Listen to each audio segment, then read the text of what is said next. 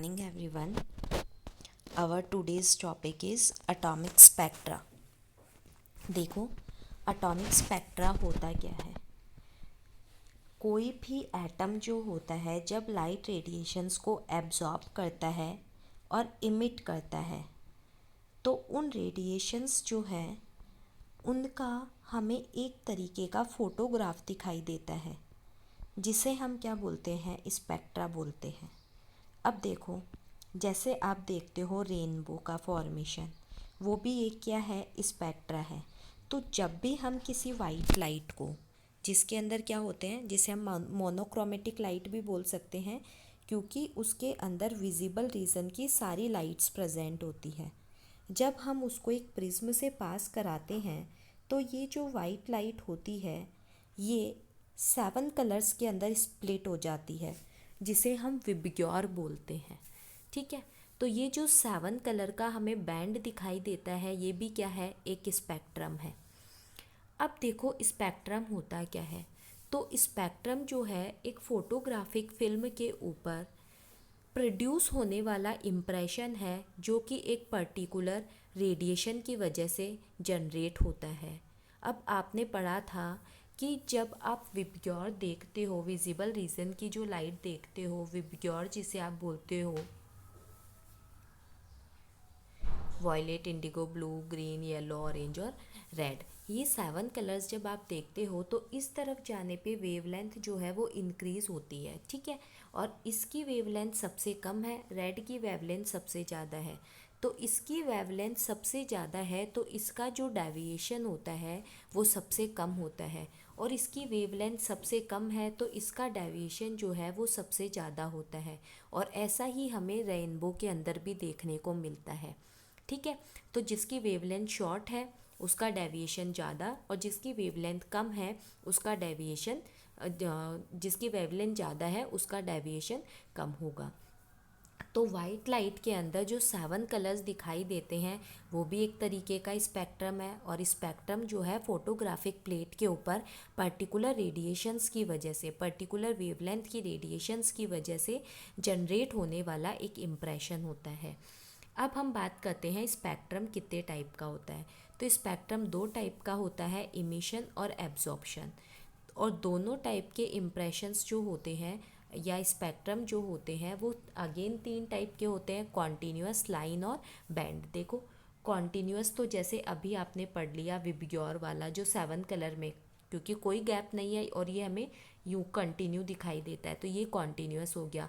Line जो आपने hydrogen का पढ़ा था वो भी एक कॉन्टीन्यूअस और लाइन स्पेक्ट्रा था। और बैंड, जैसे ये एक लाइन है, ये क्या हो, फिर फर्दर छोटी छोटी लाइंस में डिवाइड हो, तो ये क्या बन गया, एक बैंड स्पेक्ट्रा बन गया। ठीक है, अब देखो, सबसे पहले बात करते हैं कि फॉर्मेशन कैसे होता है स्पेक्ट्रा का। तो देखो, जब भी कोई एटम है ये, इसके ऊपर लाइट रेडिएशंस गिरती है तो ये क्या करता है, एनर्जी को एब्जॉर्ब करता है, और अपने, ये इसमें है, मान लो इस पे लाइट रेडिएशन गिरी तो एनर्जी को एब्जॉर्ब करेगा और कहाँ चला जाएगा, हायर एनर्जी लेवल में। जैसे ही इसकी एनर्जी ज़्यादा हो गई, हायर एनर्जी लेवल में चला गया, तो ये अनस्टेबल हो जाता है, और ये वापस क्या करता है, रेडिएशंस को इमिट करता है। और इसी की वजह से हमें क्या दिखाई देता है, रेडिएशन इमिट करेगा तो वापस लोअर एनर्जी लेवल में आएगा, और जब ये रेडिएशंस को इमिट करता है तो इन रेडिएशंस की वजह से ही क्या बनता है, स्पेक्ट्रम का फॉर्मेशन होता है। तो सबसे पहले हम बात कर लेते हैं इमिशन स्पेक्ट्रा की। इमिशन स्पेक्ट्रा वही है, किसी भी मैटर, एटम और मॉलिक्यूल के ऊपर जैसे ही लाइट रेडिएशंस गिरती है तो ये हायर एनर्जी लेवल में जाते हैं, अनस्टेबल हो जाते हैं, और फिर वापस क्या करते हैं, स्टेबल होने के लिए रेडिएशंस को इमिट करते हैं। और ये जो रेडिएशंस है जिनको ये इमिट करते हैं, ये इलेक्ट्रोमैग्नेटिक स्पेक्ट्रम की वेरियस रीजन की रेडिएशंस होती है, और इन्हीं की वजह से हमें क्या दिखाई देता है, इमिशन स्पेक्ट्रा। मतलब रेडिएशंस के इमिशन की वजह से जो स्पेक्ट्रा बनता है वो क्या होता है, इमिशन स्पेक्ट्रा। याद रखना, इमिशन स्पेक्ट्रा जो है उसका नीचे की जो सरफेस है, ये वाली जो सरफेस दिख रही है ना डार्क, ये तो क्या होती है, डार्क कलर की होती है, और इसमें जो रेडिएशंस दिखाई देती है, ये देखो ये लाइंस दिखाई दे रही है, ये होती है ब्राइट। तो इमिशन स्पेक्ट्रा हमेशा ब्राइट होता है। जबकि हम बात करें एब्जॉर्प्शन स्पेक्ट्रा की, तो एब्जॉर्प्शन स्पेक्ट्रा कैसे बनेगा, किसी मैटर पे लाइट रेडिएशंस गिरी तो इसने क्या किया, उन लाइट रेडिएशंस को एब्जॉर्ब कर लिया। जब ये पर्टिकुलर वेवलेंथ की लाइट रेडिएशंस को एब्जॉर्ब कर लेती है तो हमें क्या दिखाई देती है, जो लाइट रेडिएशंस एब्जॉर्ब हुई है वहाँ पे हमें क्या दिखाई देता है, डार्क स्पॉट दिखाई देता है, डार्क लाइंस दिखाई देती है। तो जो हमारा एब्जॉर्प्शन स्पेक्ट्रा होता है वो डार्क कलर का स्पेक्ट्रा होता है। देखो ये रहा, ये जो डार्क लाइंस दिखाई दे रही है ना, ये डार्क दिखाई दे रहा है, यहाँ पे भी बीच बीच में डार्क है। तो ये जो डार्क दिखाई दे रहा है ये कौन सा स्पेक्ट्रा है, एब्जॉर्प्शन स्पेक्ट्रा है। एब्जॉर्प्शन स्पेक्ट्रा डार्क क्यों दिखाई देगा, क्योंकि उस पर्टिकुलर वेवलेंथ की रेडिएशंस क्या हो गई, एब्जॉर्ब हो गई। अब वो एब्जॉर्ब होने से वहाँ डार्क स्पॉट जनरेट हो गए, जिसे हम क्या बोलते हैं, एब्जॉर्प्शन स्पेक्ट्रा। और स्पेक्ट्रम की जो स्टडी है उसे हम क्या बोलते हैं, स्पेक्ट्रोस्कोपी बोलते हैं। ठीक है, तो जो रेडिएशंस एब्जॉर्ब हो जाती है मैटर के थ्रू, उसे उसकी वजह से डार्क स्पॉट्स दिखाई देते हैं। ठीक है, और ये जो डार्क स्पॉट्स दिखाई देते हैं इसे हम क्या बोलते हैं, एब्जॉर्प्शन स्पेक्ट्रा। यानी आपका जो इमिशन स्पेक्ट्रा होता है उसकी सरफेस तो डार्क होती है और उस पर लाइन कैसी आती है, ब्राइट। और जो आपका एब्जॉर्प्शन स्पेक्ट्रा होता है उसकी सरफेस ब्राइट होती है और उस पर लाइंस कैसी दिखाई देती है, स्पॉट्स कैसे दिखाई देते हैं, डार्क। ठीक है, फिर अब हम बात करते हैं कॉन्टिन्यूस स्पेक्ट्रा। तो अभी मैंने आपको बताया था जैसे विबग्योर वाला है कि किसी भी हैवी बॉडी के ऊपर जब रेडिएशंस जो है उनको एनालाइज करते हैं हम, तो हमें क्या दिखाई देता है, कॉन्टिन्यूस स्पेक्ट्रा दिखाई देता है। जैसे ये सन से लाइट आ रही है, इसको हम प्रिज्म से पास कराएंगे तो 7 कलर में डिवाइड हो जाएगी, तो वही विबग्योर बनेगा। तो वो कैसा है, एक कॉन्टिन्यूस स्पेक्ट्रा है। रेनबो का फॉर्मेशन भी ऐसे ही होता है, जो सनलाइट होती है वो एयर में प्रेजेंट जो वाटर ड्रॉपलेट्स हैं उनके साथ जब इंटरेक्ट करती है तो क्या बनता है, रेनबो। तो वो भी क्या होता है, एक कॉन्टिन्यूस स्पेक्ट्रा होता है। फिर लाइन स्पेक्ट्रा, लाइन स्पेक्ट्रा जब लाइट रेडिएशंस क्या हो रही है, इमिट हो रही है। लेकिन लाइन स्पेक्ट्रा हमें कब दिखाई देता है, जब हमारे एटम्स कौन से फेज में हैं, गैसियस फेज में है। देखो, the emission spectra of atom in the gaseous phase do not show continuous spectrum. वो कॉन्टिन्यूस स्पेक्ट्रम शो नहीं करते हैं बल्कि लाइन स्पेक्ट्रम शो करते हैं। जैसे आपने हाइड्रोजन का पढ़ा था, तो ये क्या करते हैं, लाइट को इमिट करते हैं एक स्पेसिफिक वेवलेंथ की, और बीच बीच में क्या छोड़ देते हैं, जैसे अभी आपने पढ़े थे यूं डार्क स्पेस, फिर डार्क स्पेस, फिर लाइन, फिर डार्क स्पेस, फिर लाइन। तो ये कैसा स्पेक्ट्रा हो गया, गैस फेज के लिए लाइन स्पेक्ट्रा हो गया। और जब एक लाइन जो होती है वो छोटी छोटी, ये एक लाइन है, ये एक छोटी छोटी लाइंस में डिवाइड है, तो ये एक पूरा क्या बन जाता है, बैंड बन जाता है। इसे हम बैंड स्पेक्ट्रा बोलते हैं। अब देखो, ये वाला क्वेश्चन बहुत बार पूछा जाता है, बहुत बार, कि जो इमिशन स्पेक्ट्रा होता है उसमें बहुत सारी लाइंस दिखाई देती है, क्यों। क्योंकि देखो, हमारा कोई सैंपल है, जैसे हाइड्रोजन का सैंपल है, तो इसमें एक हाइड्रोजन एटम तो होगा नहीं, कई सारे हाइड्रोजन के एटम हैं। ठीक है, अब क्या होगा, ये हाइड्रोजन के एटम्स जो है वो लाइट रेडिएशंस को एब्जॉर्ब करेंगे। तो हमारे पास ये अलग अलग एनर्जी लेवल है, एक यहाँ चला गया, एक यहाँ चला गया, एक यहाँ चला गया। अलग अलग एटम जो है वो सारे पॉसिबल जो एनर्जी लेवल्स हैं उनमें चले जाते हैं और अनस्टेबल हो जाएंगे। तो ये क्या करेगा, ये भी रेडिएशन इमिट करेगा, ये भी करेगा, ये भी करेगा। तो अलग अलग एटम जो है वो अलग अलग रेडिएशंस को इमिट करके वापस लोअर एनर्जी लेवल में आएंगे। तो इसकी वजह से अलग लाइन आएगी, इसकी वजह से अलग लाइन आएगी, और इसकी वजह से अलग लाइन आएगी। तो किसी भी सैंपल के अंदर एक हाइड्रोजन एटम या एक एटम प्रेजेंट नहीं होता है, खूब सारे एटम्स प्रेजेंट होते हैं। वो अलग अलग रेडिएशंस को एब्जॉर्ब करके अलग अलग एनर्जी लेवल में जाते हैं और फिर वापस रेडिएशंस को इमिट करके लोअर एनर्जी लेवल में आते हैं, जिसकी वजह से स्पेक्ट्रम में कई सारी लाइंस दिखाई देती है। मॉलिक्यूल्स जो होते हैं उनके लिए हमें दिखाई देता है बैंड स्पेक्ट्रा, और एटम्स जो होते हैं उनके लिए हमें दिखाई देता है लाइन स्पेक्ट्रा। ठीक है, और लाइन स्पेक्ट्रा जो है वो एक फिंगरप्रिंट ही है एटम के लिए। अब देखो, हमें मान लो कुछ एलिमेंट का सैंपल दे दिया और हमें पता नहीं है कि वो कौन से एलिमेंट का सैंपल है, तो हम कैसे पता लगाएं। अलग अलग जो एलिमेंट्स होते हैं उनका जो स्पेक्ट्रा होता है वो अलग अलग तरीके का होता है। तो हम क्या करेंगे, हमें कोई अननोन सैंपल दिया है, उसका हम स्पेक्ट्रम निकाल लेंगे और उसका स्पेक्ट्रम निकालने के हम इनका क्या करेंगे, जो भी अननोन सैंपल है उसका क्या करेंगे, स्पेक्ट्रा ले लेंगे। ठीक है, अब हम उसका स्पेक्ट्रा लेने के बाद क्या करेंगे, हमारे को नॉन का स्पेक्ट्रा पता है, मतलब हमें जैसे रूबीडियम मिल गया या सीजियम मिल गया, कोई भी एलिमेंट मिल गया, इसका हमने स्पेक्ट्रा लिया और इनके स्पेक्ट्रा पहले से निकाले हुए हैं, तो हम जो भी एलिमेंट का स्पेक्ट्रा ले रहे हैं उसको किसी के साथ मैच करेंगे, इन एलिमेंट के साथ मैच करेंगे, जिसके साथ स्पेक्ट्रा मैच हो रहा है मतलब हमारे सैंपल में भी क्या है, वो ही एलिमेंट है। तो हर एलिमेंट का जो स्पेक्ट्रा होता है वो पर्टिकुलर स्पेक्ट्रा होता है, स्पेसिफिक स्पेक्ट्रा होता है। जैसे रूबीडियम का अलग, सीजियम का अलग, थैलियम का अलग, इंडियम का अलग, सबका अलग स्पेक्ट्रा होगा। तो ये जो स्पेक्ट्रा है उसको हम अपने अननोन सैंपल के साथ मैच करेंगे, जिसके साथ मैच हो रहा है इसका मतलब हमारा स्पेक्ट्रा जो है, हमारा जो अननोन सैंपल है वो भी क्या है, उसी का है। अब देखो, बैंड स्पेक्ट्रा जो होता है उसमें लाइंस जो होती है क्लोजली स्प्रेड लाइंस होती है, जिन्हें हम बैंड बोल देते हैं। और ये किसकी वजह से जनरेट होती है, वाइब्रेशन एंड रोटेशन मॉलिक्यूल के। De Broglie's dual nature of matter, ये हम पहले पढ़ चुके हैं। अब यहाँ सिर्फ एक नेम आया है डी ब्रॉगली, जो कि एक साइंटिस्ट का नेम है।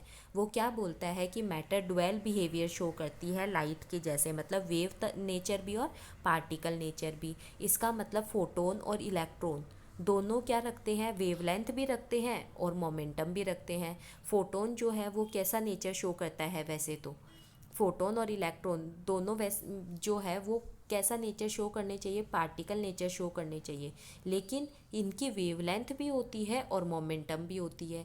वेवलेंथ वेव नेचर बताती है और मोमेंटम जो है वो पार्टिकल नेचर बताती है।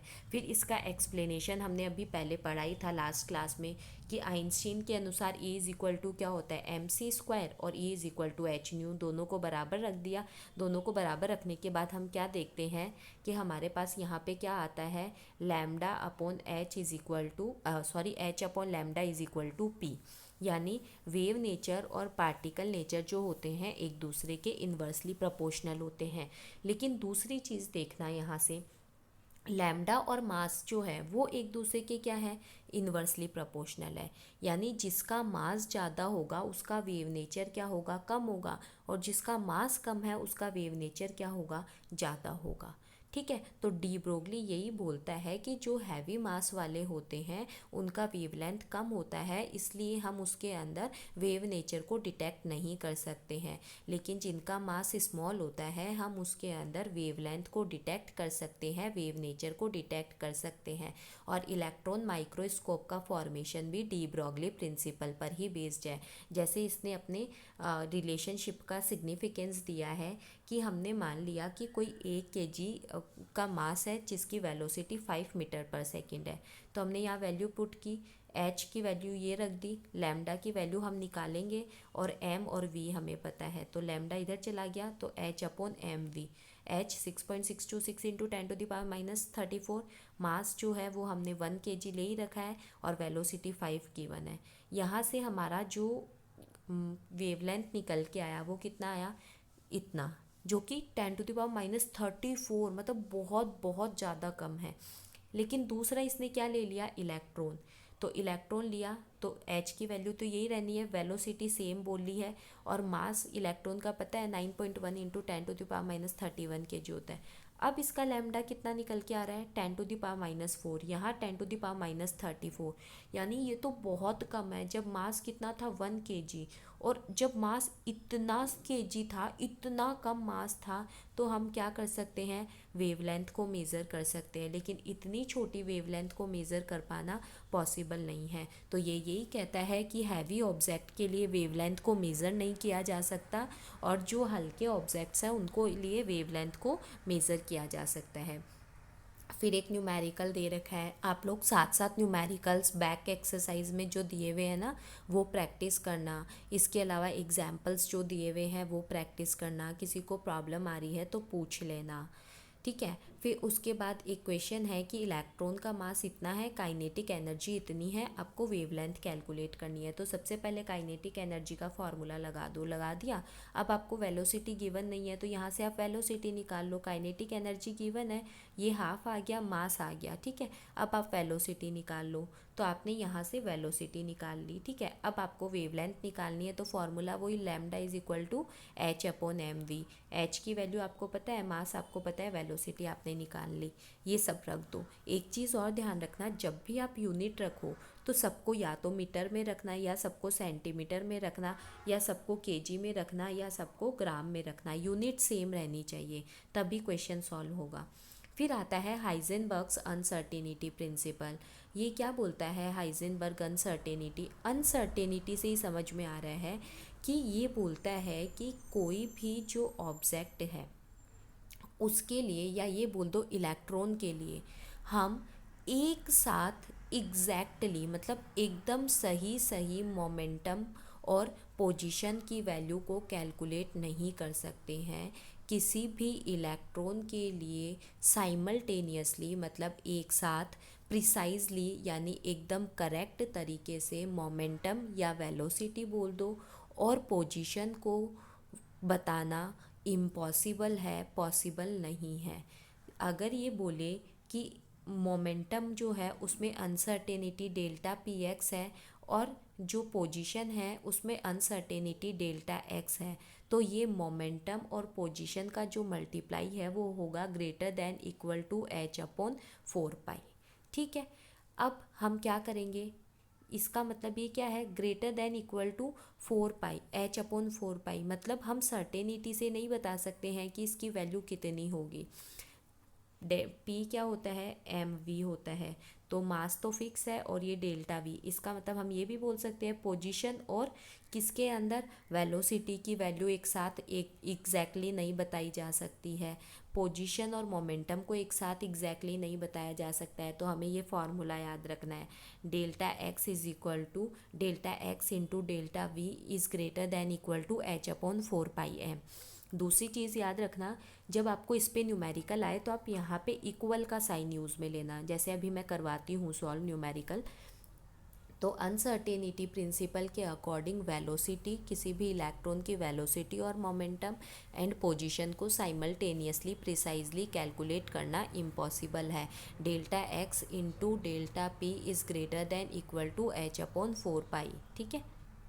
फिर कंक्लूज़न क्या निकलते हैं, इसका मतलब ये है कि पोजीशन और वेलोसिटी किसी इलेक्ट्रॉन की कैलकुलेट करना एक साथ पॉसिबल नहीं है। इसका मतलब हम ये नहीं बोल सकते कि इलेक्ट्रॉन जो है वो मूव करेगा एक फिक्स पाथ में, ठीक है, या एक ट्रेजेक्ट्री पाथ पे मूव करेगा। It is not possible for electron to move in a fix और ट्रेजेक्ट्री पाथ, ठीक है। दूसरा ये क्या बोलता है कि ये प्रिंसिपल भी कहाँ अप्लाई होता है, स्मॉल पार्टिकल्स पे अप्लाई होता है, लार्ज पार्टिकल्स पे ये बहुत कम होता है, ठीक है। इसलिए इसका प्रिसाइज स्टेटमेंट जो है वो क्या होगा कि प्रोबेबिलिटी हो सकती है इलेक्ट्रॉन के यहाँ प्रेजेंट होने की। हम ये नहीं बता सकते हैं कि एग्जैक्टली इलेक्ट्रॉन यहाँ ही प्रेजेंट होगा। अब जैसे क्वेश्चन दिया हुआ है कि एक microscope is used to detect the position of an electron, जिसमें आपको डिस्टेंस दे रखी है 0.1 एंगस्ट्रॉन, तो आपको कैलकुलेट करनी है वेलोसिटी में अनसर्टेनिटी। तो हमने फॉर्मूला लगा दिया, यही हमारा delta v x is equal to h upon 4 pi m, और ये डेल्टा एक्स इधर आता है तो हम इसको यहाँ लेके चले गए। तो एच की वैल्यू पता है, 4 पाई की वैल्यू पता है, इलेक्ट्रॉन के लिए मास पता है, और पोजीशन में अनसर्टेनिटी हमें ये गिवन है, रख दी, और हमने यहाँ से वी की वैल्यू निकाल ली, ठीक है। अब आता है quantum mechanical model of atom. Atom का क्वांटम मैकेनिकल मॉडल। तो सबसे पहले बात करते हैं कि क्वांटम मैकेनिक्स होती क्या है। तो साइंस की वो ब्रांच जिसके अंदर हम मेटल के ड्वेल बिहेवियर की स्टडी करते हैं उसे हम क्या बोलते हैं, क्वांटम मैकेनिक्स बोलते हैं। क्वांटम मैकेनिक्स जो है वो वेव मोशन पे बेस्ड है। क्वांटम मैकेनिक्स एक थ्योरेटिकल साइंस होती है, बट ये किसी भी माइक्रोस्कोपिक ऑब्जेक्ट के मोशन की थ्योरी के साथ डील करती है, ठीक है, that have observable wave like properties. Microscopic objects वो जिनके अंदर हम वेव प्रॉपर्टीज़ को ऑब्जर्व कर सकते हैं, उनकी जो है मोशन की इस मोशन के साथ ही डील करने वाली जो ब्रांच है साइंस की, वो क्या है, क्वांटम मैकेनिक्स है। क्योंकि क्वांटम मैकेनिक्स वेव के ऊपर बेस्ड है और wave nature small object show करेंगे, तो स्मॉल ऑब्जेक्ट का मोशन ही क्या है, वेव है। तो जो वेव के साथ डील करती है वो क्या है, क्वांटम मैकेनिक्स है। ठीक है, अब देखो फंडामेंटल इक्वेशन जो है वो क्वांटम मैकेनिक्स की दी थी श्रोडिंजर ने। ये श्रोडिंजर इक्वेशन जो है वो आपको डायरेक्टली याद रखनी है। श्रोडिंजर इक्वेशन जो है वो दी हुई है ऐसे सिस्टम के लिए जिसकी एनर्जी टाइम के साथ चेंज नहीं होती है। ये आपकी श्रोडिंजर इक्वेशन है। डेल्टा स्क्वायर साई, इसको हम बोलते हैं psi, upon del x square plus delta square psi upon del y square plus delta square psi upon del z square plus 8 pi square m h square e minus v psi is equal to zero. और यहाँ से हम delta जो है, ये delta और ये delta x square, इनको बाहर निकाल लें क्योंकि साई तो कॉमन आ रहा है ना इन तीनों में से, तो हमने साई को कॉमन लेके इनको बाहर निकाल लिया, जिसको हम क्या बोलते हैं, डेल्टा स्क्वायर। तो ये क्या हो गया, delta square psi is equal to 8 pi square m e minus v. और इसको हम क्या लिख सकते हैं, एच कैप है ये, H cap psi is equal to E psi. और देखो क्या है, डेल्टा जो है वो लैप्लेशियन फैक्टर है, ऑपरेटर है, साई जो है वो वेव फंक्शन का एम्पलीट्यूड है, एम मास है, वी पोटेंशियल एनर्जी है, ई टोटल एनर्जी है और एच कैप हैमिल्टोनियन ऑपरेटर है। ठीक है, तो श्रोडिंजर इक्वेशन जो है वो हैमिल्टोनियन ऑपरेशन के कंस्ट्रक्शन की रेसिपी बताता है कि हम उसको कैसे फॉर्म कर सकते हैं total energy of the system जो है उसके एक्सप्रेशन के टर्म्स में। अब है हाइड्रोजन एटम और श्रोडिंजर इक्वेशन। तो देखो ये क्या बोलता है कि श्रोडिंजर इक्वेशन जो है वो सिंगल इलेक्ट्रॉन सिस्टम के लिए ही कैलकुलेट किया गया, यानी हाइड्रोजन और हाइड्रोजन लाइक एटम्स के लिए ही कैलकुलेट किया गया। और ये बोला गया कि इसके अंदर क्वांटेनाइज्ड एनर्जी लेवल्स होते हैं इलेक्ट्रॉन्स के, और उनके रेस्पेक्ट में क्या होते हैं, वेव फंक्शंस होते हैं। और इन वेव फंक्शंस को हम आगे पढ़ेंगे क्वांटम नंबर्स। तो कौन कौन से क्वांटम नंबर से रिप्रेजेंट करते हैं, एन, एल और एम, इन क्वांटम नंबर से रिप्रेजेंट करते हैं। अब देखो इलेक्ट्रॉन की जो इन्फॉर्मेशन है वो हम कहाँ से ऑब्टेन कर सकते हैं, कॉरेस्पॉन्डिंग एनर्जी लेवल्स जो है उनके वेव फंक्शन से। वेव फंक्शन कौन है, साई है। ठीक है, तो अलग अलग जो एनर्जी लेवल्स हैं उनके रेस्पेक्ट में जो अलग अलग वेव फंक्शन है वहाँ से हमें क्या मिलता है, इलेक्ट्रॉन के लिए इन्फॉर्मेशन मिलती है। साई जो है वो डिपेंड करता है डिफरेंट कोऑर्डिनेट्स के ऊपर, जैसे एक्स वाई जेड ये कोऑर्डिनेट्स होते हैं ना हमारे, एक्स वाई और ये जेड कोऑर्डिनेट्स, तो इनके ऊपर डिपेंड करता है। साई का अकेले का कोई फिजिकल सिग्निफिकेंस नहीं है, क्योंकि ये तो सिर्फ वेव फंक्शन के एम्पलीट्यूड को बताता है जिसे हम एटॉमिक ऑर्बिटल बोलते हैं। लेकिन साई स्क्वायर जो है उसका फिजिकल सिग्निफिकेंस होता है, क्योंकि ये बताता है कि इलेक्ट्रॉन के प्रेजेंट होने की प्रोबेबिलिटी कहाँ पर होगी।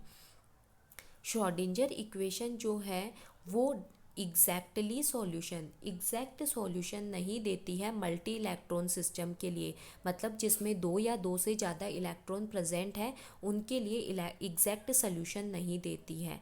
लेकिन ये हाइड्रोजन स्पेक्ट्रा सिंगल एटम जो है, सिंगल इलेक्ट्रॉन वाले जो हैं उनके लिए एग्जैक्ट एक्सप्लेनेशन देती है।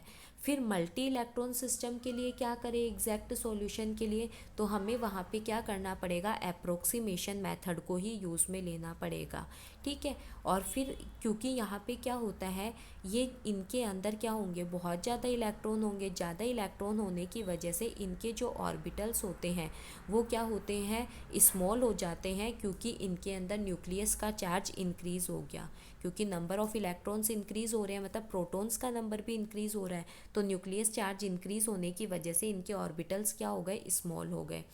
अब हम बात करते हैं मल्टी इलेक्ट्रॉन सिस्टम जो है उनकी एनर्जी तो सिर्फ दो क्वांटम नंबर एन और एल पे डिपेंड करती है, जबकि सिंगल इलेक्ट्रॉन सिस्टम मतलब हाइड्रोजन जो है उनकी डिपेंड करती है सिर्फ एन के ऊपर।